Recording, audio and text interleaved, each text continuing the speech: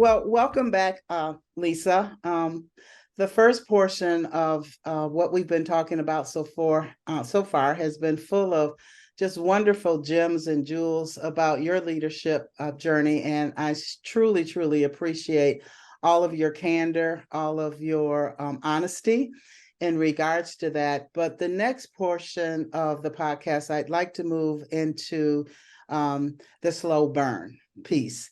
So the first part is thinking about transitioning at the end of your leadership career.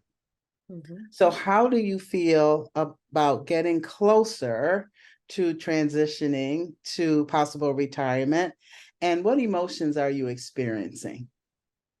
Sure. And I have to give a shout out to one of my mentees. I won't put her on blast because she's the one that came up with the slow burn concept. Uh-huh.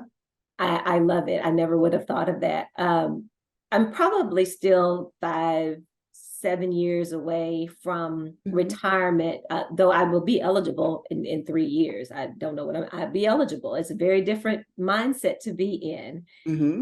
And I remember thinking somewhere about 18, 19, 20 years of my career, one of my family members retired from the company. And I thought, man, when I retire, nobody's going to want me, right? Like it'll be over. What am I going to do? Mm-hmm. We all know the world has changed significantly since then. And even if I didn't want to do anything, the world is going to need us. And when I say us, right, the baby boomers might be retiring, but there's a place for them too. The millennials, right? We will be needed because we have some significant gaps in the talent pipeline. All the way through, pick your favorite industry, pick your favorite degree background, they are all suffering. And our expertise is going to be needed for as long as we are age appropriate and viable to deliver it. So as I got into later roles, and even in this role now with contract labor, and I'm listening and learning about labor reports, it's been comforting for me personally because we'll get to work as long as we want to, but it's also scary because, we've got some significant gaps. So a few years ago, I had a bit of an epiphany. That's another story for another day, but something told me, Lisa, you're supposed to be giving the world more of this leadership insight you have. You need a way to do that. I don't know what it is, but you just need to do these things. I mentioned earlier, I'm a very spiritual person. And I do believe when the Lord is speaking to me, and sometimes I'm hard-headed and I don't listen, and he just keeps tapping and keeps tapping, right? But I was encouraged to join outside of Dow on my own investment, a cohort for entrepreneurs and public speaking. And in doing that, I was prepared for what I didn't realize would be a bucket list item, is to be a TEDx speaker and also be an author in an anthology book and be blessed with so many opportunities like this to speak through podcasts and at events. And it's all a very slow burn to what I believe will turn into my next career in some sort of engagement with the public, sharing whatever information and knowledge I have to make us a more productive people. It's very, very vague, right? But I feel like even the roles I have in Dow, the opportunities I'm having outside of Dow, like with you, Marilyn, and I'm really honored to be on this podcast today because I think more of us need to recognize we all have the opportunity for a bit of a slow burn. We all have an opportunity for that next act. As a matter of fact, the world needs us to be thinking about our next act. And it can be absolutely on our own terms, right? It doesn't have to be an 8 to 5, 5 days a week anymore. So I'm excited about that. I'm excited about meeting people who are doing that. And even if it is still a few years away, I am so excited about the little nuggets I'm doing now, here and there, right? If you go and look at my LinkedIn profile, you'll see what I'm talking about. I spoke those things into the spiritual universe, and they started to realize. Mm-hmm. And my mentee, when I told her this story, she said, "You're on a slow burn." And as soon as she said it, I said, "Oh my gosh, that's what it is." And it totally fits my personality, because I am not a flash in the pan kind of person. Uh-huh. I believe in building, investing, creating, growing, solidifying, right? So that by the time I retire from Dow or from wherever, when I step into that next act, Mm-hmm. honey, not only is the stage set, the lights are there, the curtains, the audience is out there waiting, right? We've Right. already done several test runs, baby. We are on the Uh-huh. way. It is done. We are Uh, there. I love it. I love it. You did speak about your inspirations and your goals in your next chapter. And I really appreciate you thinking that through. And I understand where you're coming from. And I agree. A lot of that resonates with me as well. But you did talk about staying engaged. Is there anything else that you've been thinking about when it's around staying engaged and fulfilled after leaving your executive role? Absolutely. I am a fan of professional organizations, and don't I don't create the time now to participate in them from a committee or boardship standpoint. I'm just really focused on the role I have right now, and I am very serious about managing my personal energy. Very serious. I look at it as I have many, many, many, many years ahead of me to go and do those things. Right now, I need to focus my energy, one, on my health and well-being, my family, and my workplace. But I maintain memberships in a couple of professional organizations and public service organizations as well. And I'm sort of a quiet member. I do a lot of observing. I do a lot of online engagement, but I think they're critical. I've in the second half of my career, I have been adamant about taking roles in the company that give me external perspective. I see. So, but this contract labor, right? Yes. Yes. You have to have external perspective to be able to do this role effectively. And the next role I take, I will campaign for the same thing as well. I want a role that requires external perspective and engagement in the marketplace, in the community, whatever. Because we have to get outside of our boxes, right? We have to get outside of just the purview of our home, our neighborhood, our community, our workplace. There's a big world happening out there. So I am absolutely, even if you've got to be a quiet member, be a member of professional organizations, get the digital newsletters, read about what they're doing, go to the events, and as your personal energy or interest level allows, participate on a committee, get involved, but do it to the balance again of your personal energy. I have a lot of girlfriends, work girlfriends, personal girlfriends.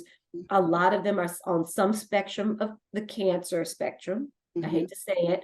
And every single one of them says they attribute it to stress. Every single one.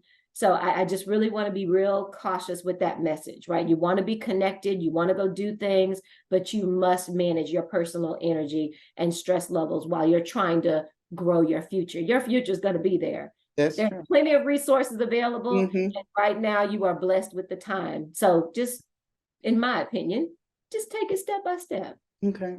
Thank you for sharing that. Thank you for that wisdom. That's definitely a very good point, especially when it comes to the stress level that we all carry. That we all carry. Next, I want to talk about your legacy and impact. So what legacy do you hope to leave behind in your professional domain? You know, I've never really thought about that. And I've had this question several times over the last several years, right? You get into the 20s of your career, people start asking you about legacy. I just, I don't ever expect there to be a plaque or a statue or something anywhere to attribute that I was on this earth. But what I do want people to do that I came in contact with is to tell stories about this nice lady they met named Lisa Williams that inspired them to do something that somehow improved their life. That's my legacy, and it must be true because I got chills when I said it. That's how I know. Yeah. That's all I want. Well, and for them Okay. to pay it forward. So they Uh-huh. tell the story of the nice lady they met, and this is the thing that they got from it, and Uh-huh. then they feed into that person. Okay. Okay.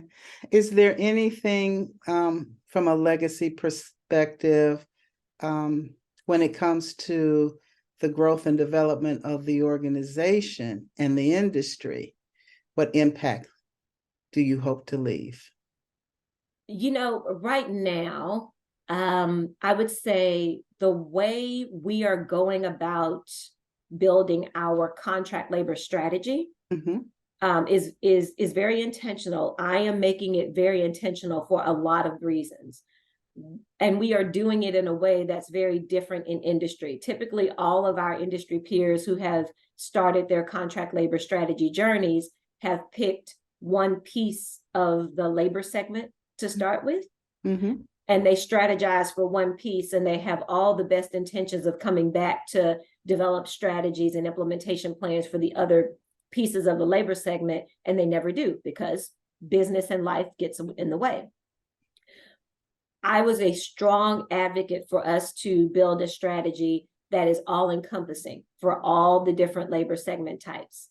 Whether we implement all of them at the same time or not, the strategy will always be comprehensive. It will always look at all the pieces, thereby always looking externally at the market for all the pieces. We will always have the most comprehensive information about this portion of our workforce, if we choose to act on it or not. But we will always have the strategy and always have the information. And that is game changing in our industry.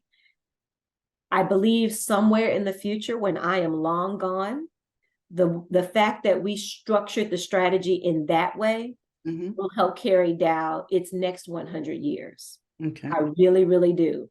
Okay. And it's happening right now. I'm getting to witness it right now. Wonderful. Okay. Thank you.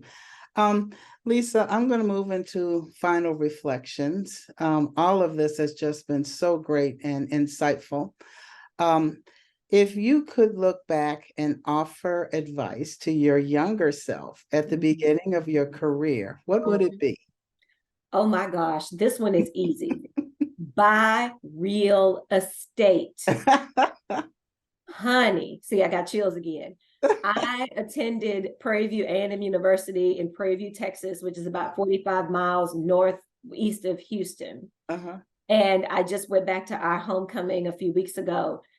If I had bought just a little bit of land, just a little bit of land, and this is within the first 5 years of your career, I was already a saver. So my money was just sitting in a 401k because that was the safest thing to do. And I did not come from a financial planning family history. So I knew I had enough sense to get a financial planner, but I no more than that, right?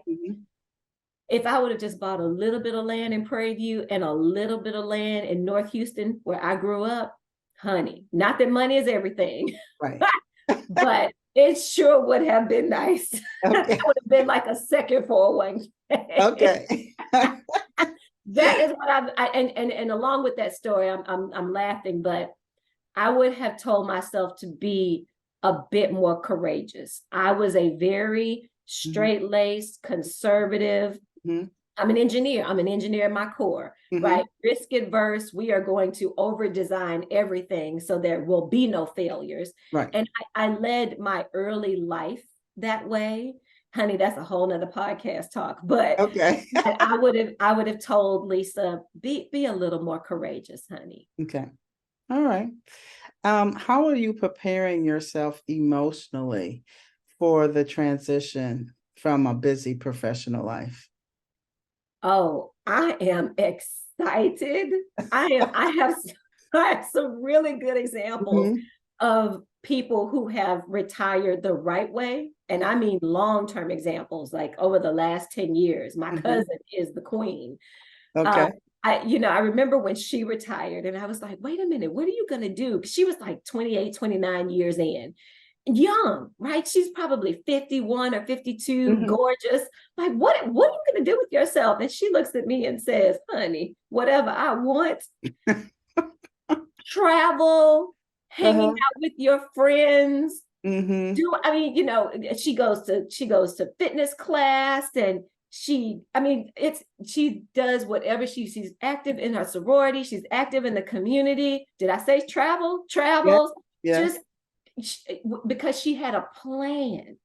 Everybody I know who's retired and is living their fabulous best life had Mm-hmm. a plan. It's like being back in high school and college, but Mm-hmm. only better because you got money.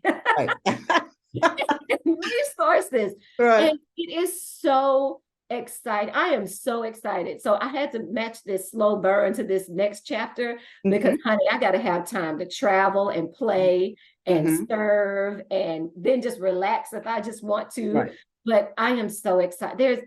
Again, it is a great big world out there. There's a whole lot to be sad and worried about. Mm-hmm. But if you do what you're supposed to do, you handle your business to the best that you can control it, the rest of it should be out there for you to give to, love into, and enjoy. And I am so looking forward to that.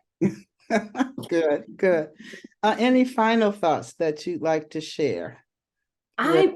I just really appreciate you, Marilyn, and your team for creating this platform. I love the concept of the lead seat because we have such intimate reflections about what that means given where you are in the Mm-hmm. moment of these Yeah. wonderful podcasts, and they're all jewels. They're all great information, great perspective to have. I'm just so excited. So I'm so glad that our mutual friend brought us together, Yes. and Yes. that you thought I might have something important or interesting to share for your audience. I can't thank you enough. This Mhm. is wonderful. Well, thank you as well, Lisa. And I really appreciate your time. I know you're a busy executive, and I'd love to have you back again at some point. And I would All love right. to.